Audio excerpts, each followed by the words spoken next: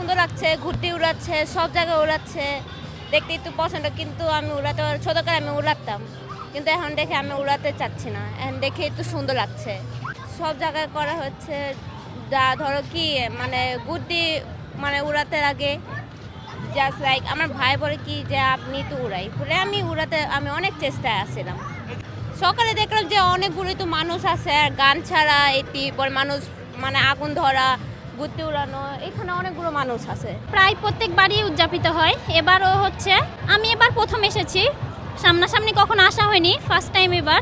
যা দেখলাম সবাই নিজ নিজ ছাদে নিজ উদ্যোগে এটি আয়োজন করেছে এবং সবাই বেশ মজা করতেছে, আমিও এনজয় করছি। এই তো সংক্রান্ত মানে আমাদের দেশের জন্য একটা বড় কিছু, মানে এটা আমাদের জন্য অনেক স্পেশাল একটা।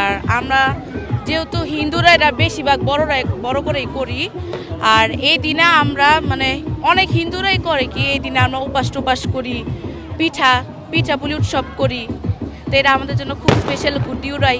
অ্যাকচুয়ালি আমাদের এই সংক্রান্ত অনেক পুরনো ঐতিহ্য, বিশেষ করে পুরান ঢাকার। আমরা পুরান ঢাকা অনেক আগে থেকেই মানে ঐতিহ্য বহন করে আসছি।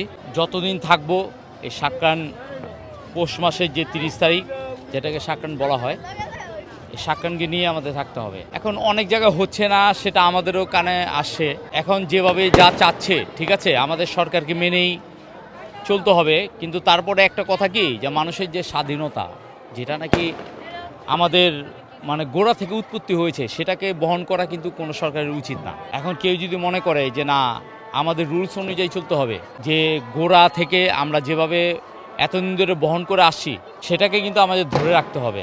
এটাকে ঐতিহ্যকে আমরা যদি একেবারেই বিলীন করে দিই, সেটা এক ধরনের একগোড়ামিভাবে মানে চলে যাবে। যে আসুক, যারাই আসুক, আমরা এই এত শত বছর ধরে এই পুরনো সংস্কৃতি যেটা চলে আসছে, এটাকে ধরে রাখাই আমাদের বাঞ্ছনীয়।